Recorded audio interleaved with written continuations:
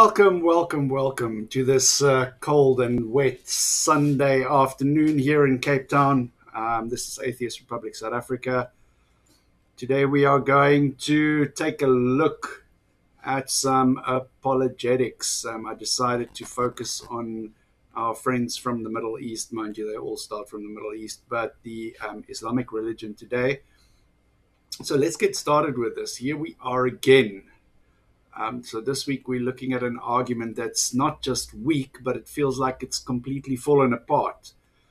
It seems that the usual talking points aren't working, so what we are left with is a claim that's so flimsy and so hard to even know where to begin.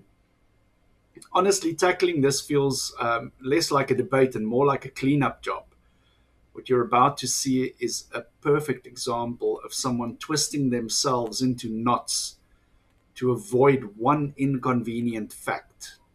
It's a frantic attempt to make reason surrender to belief. You almost feel sorry for the effort, but you can't let a bad idea get a pass. So let's dive in. We're not doing this for the person who made the argument. They're probably too far gone. We're doing this for anybody else who might hear their confidence and mistake it for a solid point.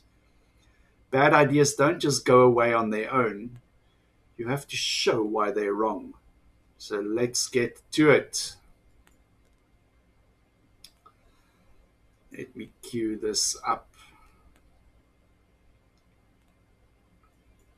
Imagine a book revealed over 1,400 years ago in a desert land where scientific knowledge was virtually non-existent. Yet it spoke of mountains, embryology, the expanding universe, and deep seas in a way science only discovered centuries later. Was this coincidence? Or divine revelation? Today, we're diving deep into a topic many people avoid or misunderstand: science versus Islam. Not to create conflict, but to explore. Does Islam oppose science, or was it centuries ahead of its time? I just fucked it up there. Now I'll scrub to the right place. But you almost have to admire the the hustle of an apologist. No matter how much evidence you pile up, they won't back down. Instead, they just come up with new excuses. This video is a perfect example of that. It tries to sell the Quran not as a book from 7th century, but as some kind of secret guide to the universe. The argument is that God wrote it so vaguely that nobody could understand it for 1400 years, right up until modern science figured it out for us. This whole approach is a classic logical fallacy. It's like firing a shotgun at a barn wall and then drawing a bullseye around the biggest cluster of holes to look like it is a great shot. The Quran is the barn door, full of vague and poetic lines. Modern science is the chalk used to circle any phrase that remotely sounds like a scientific fact if you squint hard enough and ignore all the context. We're supposed to be amazed that a merchant from ancient Arabia knew all about the Big Bang and modern medicine. So get ready for this ride. Yeah? We're going to see poetry get twisted into physics and metaphors treated as facts. They claim that Islam was centuries ahead of its time. But this kind of thinking actually takes us backwards to a time before we even knew how to properly test an idea. Let me just get back to my cue here. Imagine a book revealed over 1,400 years ago in a desert land where scientific knowledge was virtually non-existent. Oh my God, we're just going to have to watch it from the beginning again. Embryology, the expanding universe, and deep seas in a way science only discovered centuries later. Was this coincidence? Or divine revelation? Today, we're diving deep into a topic many people avoid or misunderstand: science versus Islam. Not to create conflict, but to explore. Does Islam oppose science, or was it centuries ahead of its time? As Muslims, we believe that the Quran is not a book of science, but a book of signs. And many of those signs align with modern scientific discoveries. Let's explore those hidden gems from the Quran that stun scientists and silence skeptics. The origin of the universe, They the love Big this Bang thing. theory. Quranic verse. Do not those who disbelieve see that the heavens and the earth were a joined entity, and we split them apart?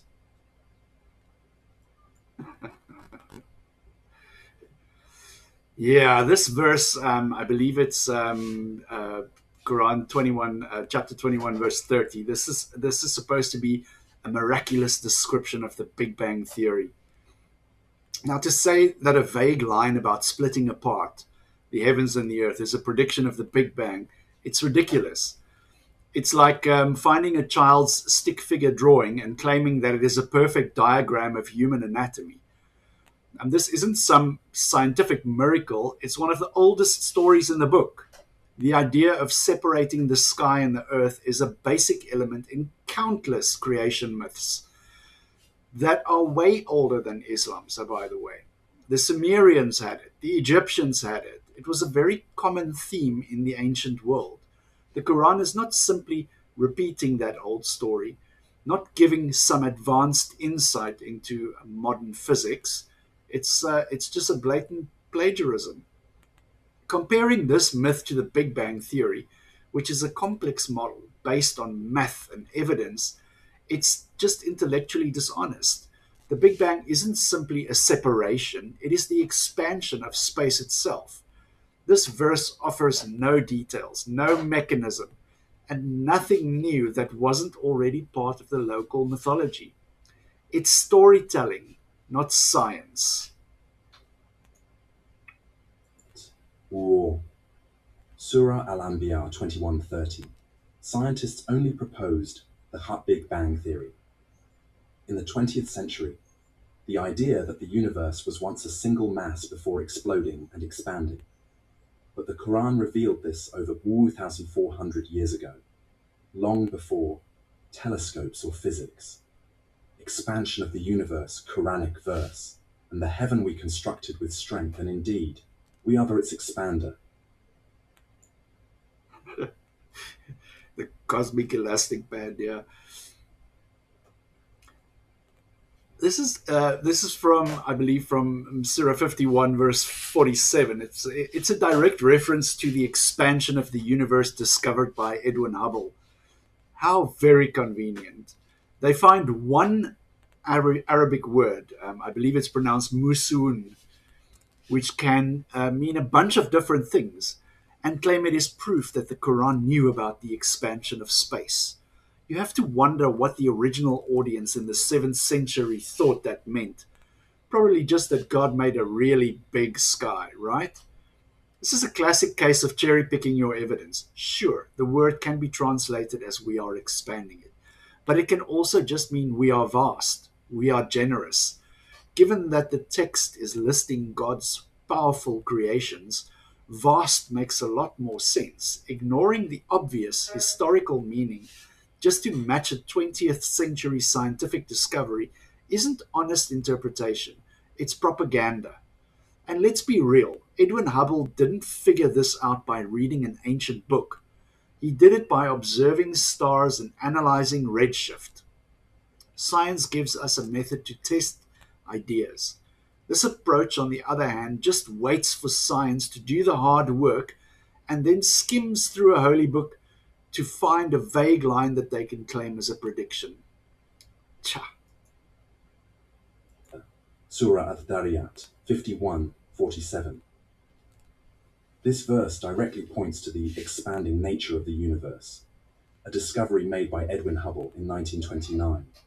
The universe is not static, it's expanding, stretching like a balloon. Once again, the Quran mentioned it centuries before science confirmed it. Embryology and human development. Quranic verse. We created man from an extract of clay. Then we placed him as a sperm drop in a firm lodging. Then we made the sperm drop into a clinging clot, and we made the clot into a lump. A tale of clots and lumps. A clinging clot and a lump. You gotta be kidding me. To call that precise descriptions of embryology is a real stretch. It sounds less like science and more like something you'd see on the butcher's chart. It isn't some miracle. It's just a garbled version of what ancient Greek medicine thought, and that was common at the time. Honestly, these stages aren't that mysterious.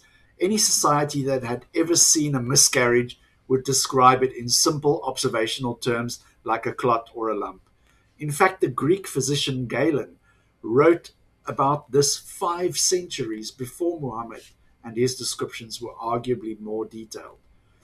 The Quran is describing an old idea about blood coagulating and taking shape, not the complex genetics we know about today. And then they bring out their star witness, this coming up next, Dr. Keith Moore. What they always forget to mention is that his work on this was heavily funded by Saudi Arabia.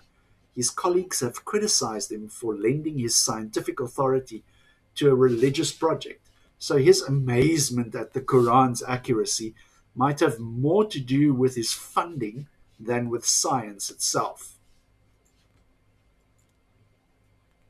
Surah Al-Mu'minun 23, 12, 14.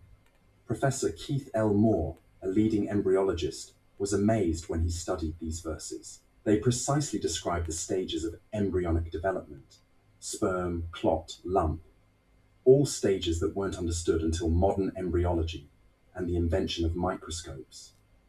The protective layers of the atmosphere, Quranic verse, and we made the sky a protective ceiling, but they are turning away from its signs. Yep. How can we ignore the ceiling? A protective ceiling. Seriously? I mean, every society in history has looked up and thought of the sky as some kind of roof. It's one of the oldest and the most obviously wrong ideas that we've ever had in the world. To call this a scientific breakthrough is laughable, honestly.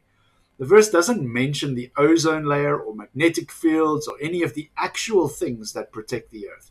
It just says ceiling. That's not science. That's just describing what the sky looks like from the ground to somebody who doesn't have a telescope. The sky looks like a big dome over your head.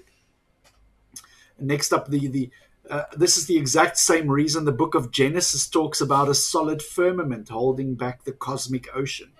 It's a scientific mistake, not a miracle. Surah Al-Anbiya 21:32. The ozone layer, the magnetosphere, and the layers of the atmosphere protect Earth from harmful radiation, meteoroids, and extreme temperatures. The Quran mentions this protective nature long before scientists even began exploring atmospheric layers. Iron did not originate on Earth. Quranic verse. We sent down iron with great military might and benefits for the people. We sent down iron? Really? In an age where people were literally picking up meteorites that fell from the sky and making weapons out of them, this is about as miraculous as saying that rain fell on the earth. Besides, the verb used here, anzalna, we sent down, is used all over the Quran for things that God provides, like cattle, clothes, guidance. Are we supposed to believe that cows and shirts also come from outer space? Of course not. It's just a religious expression for God giving something to humanity. To single out the verse about iron, ignore all the other times that the phrase is used, and claim it's about astrophysics, it's just a textbook case of special pleading. Surah Al-Hadid 57:25. Modern science confirms that iron is not native to Earth. It came from supernova explosions and was sent down through meteorites, aligning with the Quran's wording anzalna, we sent down. How could an illiterate man in the 7th century know this? 6. The barriers between salt and sweet water. Quranic verse. He has set free the 2 seas meeting together. Between them is a barrier which they do not transgress. Yeah, the miracle that fresh water from a river and salt water from the sea don't mix instantly. You have to feel bad for all the ancient sailors and the fishermen who noticed this every single day of their lives, but didn't realize that it was a divine secret. It's one of the most visible things you can see at any river mouth on Earth. This isn't oceanography, it's just opening your eyes. It's open eyeography. The verse mentions a barrier, which is exactly what it looks like. It doesn't mention density, salinity, or the actual science of why it happens. The Greek philosopher Aristotle wrote about this stuff centuries before this was supposedly revealed. You don't need a submarine to figure this out. You just need a boat. Let's proceed. Surah Ar-Rahman 55, 19, 20.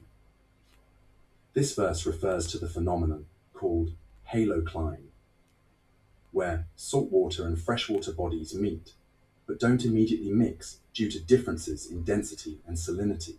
This was only discovered in oceanography in recent decades. The layers of darkness in the ocean. Quranic verse. Or like the darkness within a vast deep sea, overwhelmed by waves, upon which are waves, over which are clouds, layers of darkness. Surah An-Nur 24:40. In deep oceans, sunlight cannot penetrate beyond a certain depth, resulting in complete darkness. The verse also mentions internal waves, discovered only recently. How did a 7th century Arab with no access to deep sea submarines describe this so accurately? Hayit, fingerprints, a unique identity. Quranic verse. Does man think that we will not assemble his bones?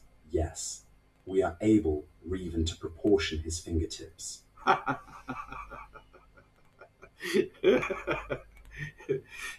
The fingerprint, the miracle of the fingerprint. So let me get this straight, right? The all-powerful creator of the universe can put your fingertips back together, and this is supposed to be a miracle predicting fingerprint science.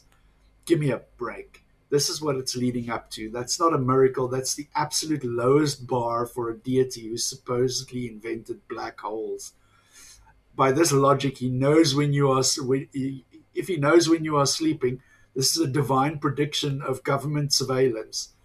And the hairs on your head are numbered must be a prophecy about the cure for male pattern baldness. This isn't just a stretch, it's a level of intellectual gymnastics that would leave an Olympian in a full body cast. Let's see if there's more of this. Surah Al-Qiyamah 75:3-4. Today, fingerprints are a vital tool in forensic science. Each person's fingerprint is unique. The Quran draws attention to this tiny detail 1,400 years ago, when Yep. people thought bones and flesh were the same in everyone. Pain receptors in the skinned Quranic verse. Indeed, those who disbelieve in our verses, we will drive them into a fire.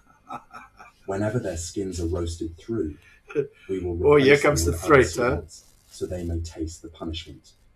Surah I don't know An-Nisa why 4:56. this, Science confirms that but this baffles me. Like why is this particular religion so fond of threats? So fond of threats and violence. And it just shows the stamp of the time during which it was conceived. Um, yeah, it's obvious as day. pain receptors are located in the skin. If the skin is destroyed, a person can no longer feel pain unless new skin is formed. This was discovered in the 20th century. The Quran stated it clearly over a millennium earlier. 10. The role of mountains. Oh, please tell me the mountains are not pegs. If the mountains are pegs,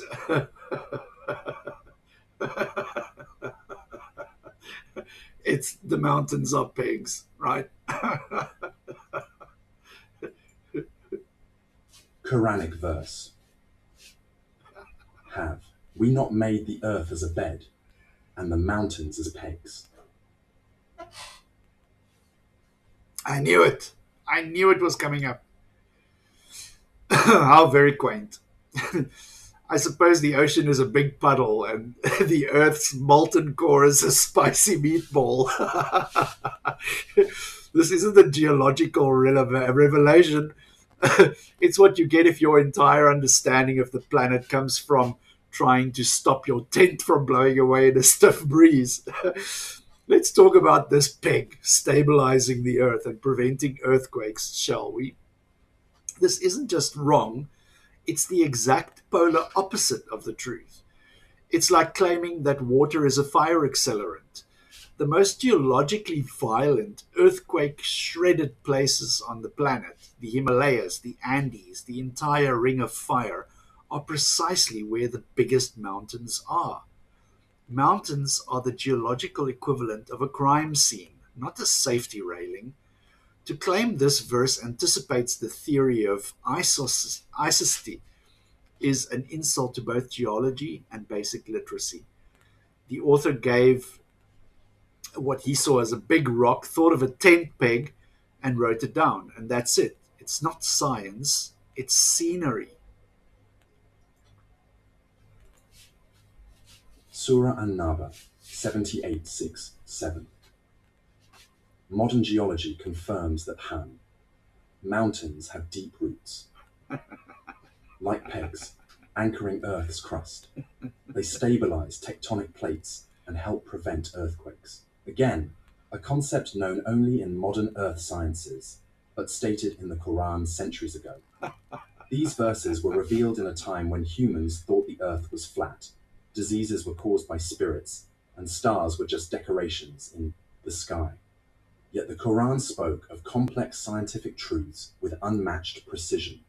The Prophet Muhammad was not a scientist, not a philosopher.